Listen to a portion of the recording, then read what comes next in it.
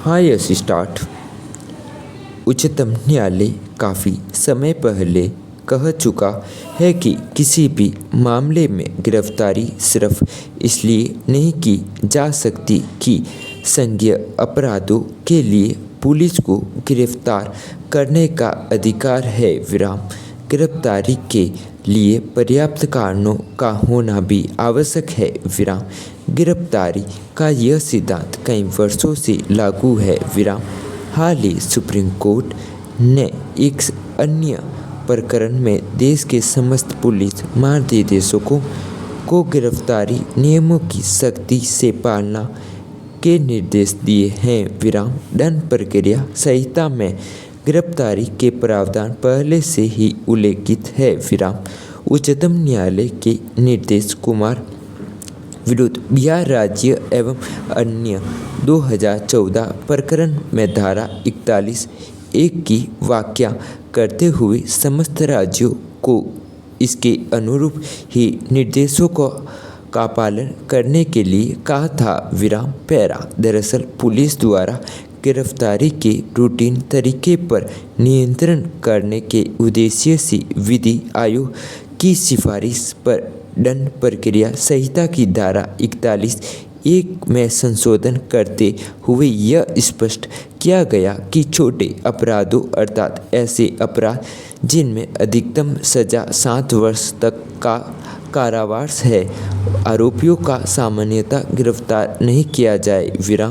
यह कहा गया है कि ऐसे प्रकरणों से पहले उन्हें कानून की धारा 41(a) के तहत नोटिस देकर थाने में बुलाया जाए और अपराध से संबंधित अनुसंधान पूरा किया जाए।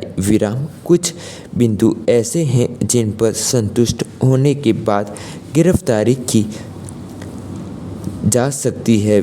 जब अनुसंधान अधिकारी आरोप के पक्ष में कुछ साक्ष्य एकत्रित कर इस बात से संतुष्ट हो जाए कि आरोपी द्वारा आगे फिर अपराध करने की आशंका है या फिर आगे के अनुसंधान के लिए गिरफ्तारी जरूरी है। साक्ष्य के साथ छेड़छाड़ या उन्हें नष्ट किया जा सकता है या घटना के तथ्य और परिस्थिति का जिन्हें ज्ञान है उनको धमकाने या प्रलोभन देने का प्रयास हो सकता है, तो इन सब को रोकने के लिए गिरफ्तारी करनी चाहिए। यह भी हो सकता है कि आरोपी के बारे में यह सुनिश्चित हो जाए कि बिना गिरफ्तारी के उसे अदालत के सम्मुख पेश करना मुश्किल होगा, तो भी गिरफ्तारी की जा सकती है। आरोपी धारा 41(a) के नोटिस या उसके शर्तों का पालन नहीं करते तो भी उसे गिरफ्तार किया जा सकता है। सीधे तौर पर यह तथ्य सामने आता है कि कोई पुलिस अधिकारी महज FI लिखने पर ही गिरफ्तारी के लिए दौड़ न लगाए।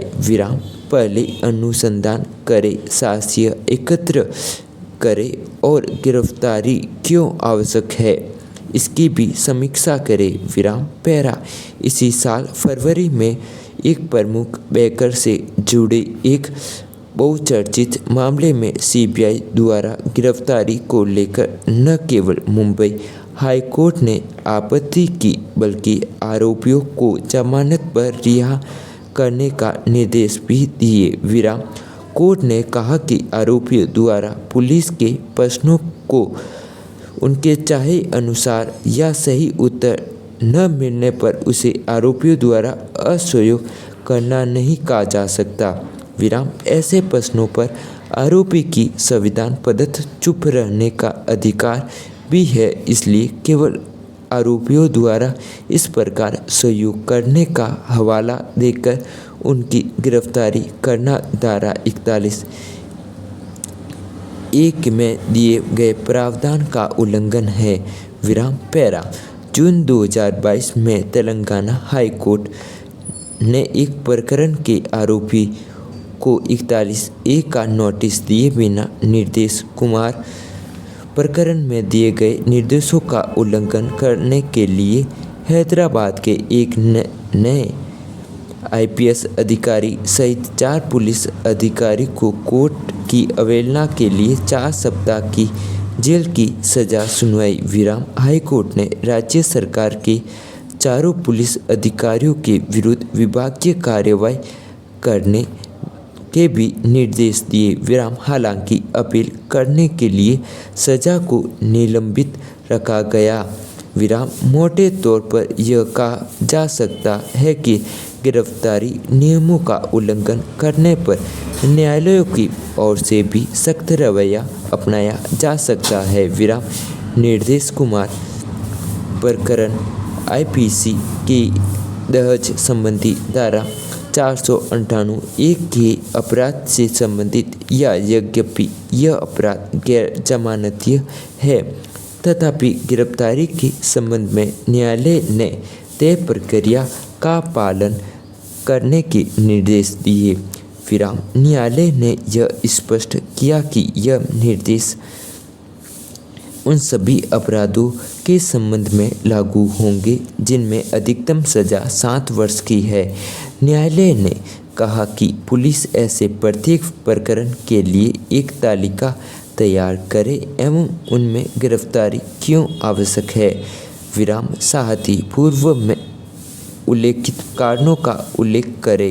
विराम यह नहीं उन कारणों के समक्ष यह भी दर्शाया जाए कि उनके संबंध में पुलिस के पास क्या साक्ष्य हैं। प्रश्नवाचक अर्थात केवल कारणों पर सही निशान लगा देना या गिरफ्तार करने वाले अधिकारी को ऐसा जरूरी लगता है कहना ही पर्याप्त नहीं होगा।